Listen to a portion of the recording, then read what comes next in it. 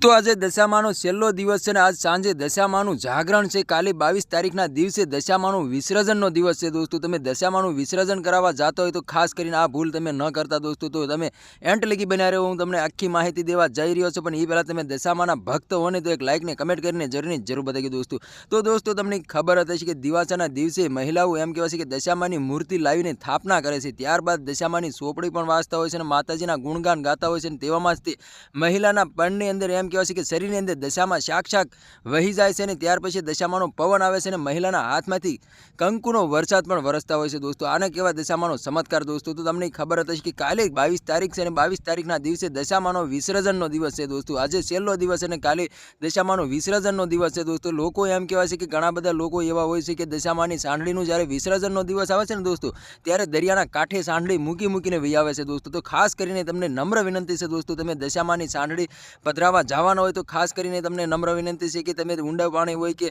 સારું પાણી હોય એમાં તમે દશામાની સાંઢળી પધરાવશો તો તમારી બધી મનોકામના પૂર્ણ થઈ જશે દોસ્તો। કારણ કે આપણે જે દશામાની સાંઢળી બારે મૂકીને વહી આવી છે, ત્યાર પછી દશામાની સાંઢળી રઝળતી થઈ જશે અને ઘણી બધી ખંડક પણ થતી હોય છે અને લોકોના પગમાં પણ કસરાતા હોય છે દોસ્તો। આવી ભૂલ દોસ્તો તમે ના કરતા દોસ્તો। તમને ખબર હતી કે ગયા વર્ષના અત્યારે સોશિયલ મીડિયા પર ઘણી બધી ક્લિપો અને વિડીયો સામે મળી રહ્યા છે, એમાં એવું જોવા મળી રહ્યું છે કે દશામાની જે મૂર્તિનો વિસર્જન આવે છે, લોકો વિસર્જન નથી કરાવતા, એમ કહેવાય છે કે દશામાની સાંઢળી જે હોય છે ગટરમાં નાખીને વહી આવતા હોય છે। અમુક લોકો એમ કહેવાય છે કે દરિયાના કાંઠે મૂકીને વહી આવતા હોય છે અને એ સાંઢળીની હાલત એવી થાય છે કે વાત જ ના પૂછો દોસ્તો।